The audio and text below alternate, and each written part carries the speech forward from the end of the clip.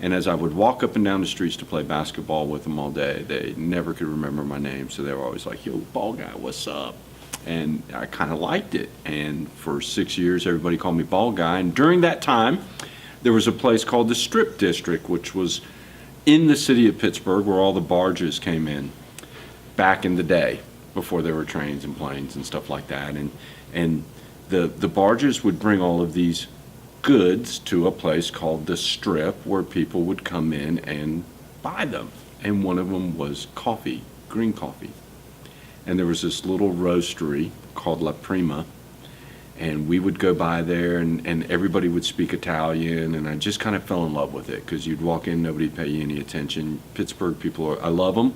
If anybody from Pittsburgh's looking at this, know that we're tight.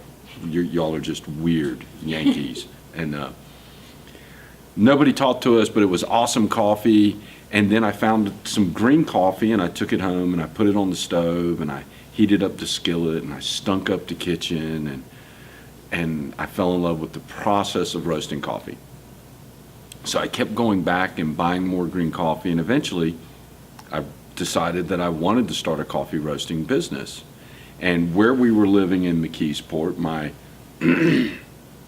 neighbor, who was the principal of the local junior high, came to me one day and said, what's that terrible smell? And it was coffee. I was roasting it in the garage. He said, well, how would you like to sell coffee for the PTA, and we can raise money for these kids who stay in school, one, for the whole year and maintain a B average, that they will buy a bike for them as a reward, because the failure rate there was really epic. They were tearing down 600 houses a year, 2 methadone clinics. It was terrible.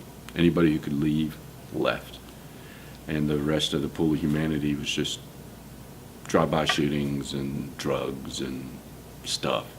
Now my wife, Shannon, she was K through 6, graduated from ASU, actually worked in Watauga County, and so I've always had a teacher in my life, and when the principal hit me up with it, I thought it was a great idea.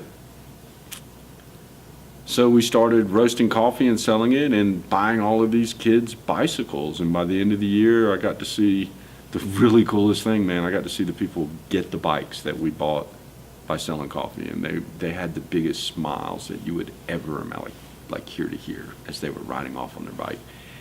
And I started to understand that through a business platform, you can actually do more good than actually being hired by somebody to try to do good.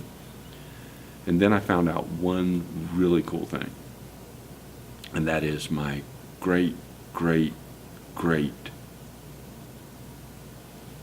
grandmother was a coffee roaster in Yugoslavia, and that there's this spoon that used to be big, now it's a little bit of a nub, has been passed down to the mothers, because their job was to take green coffee over an open fire in a kettle and roast coffee. And I remember going to Yugoslavia, because I was born in Germany, to meet my grandmother's people.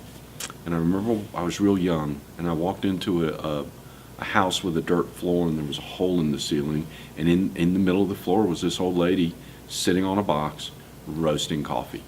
So I guess it's in my blood. That's kind of how I started it. Then I was fortunate to work with genocide survivors in Rwanda, so there was coffee there in my life.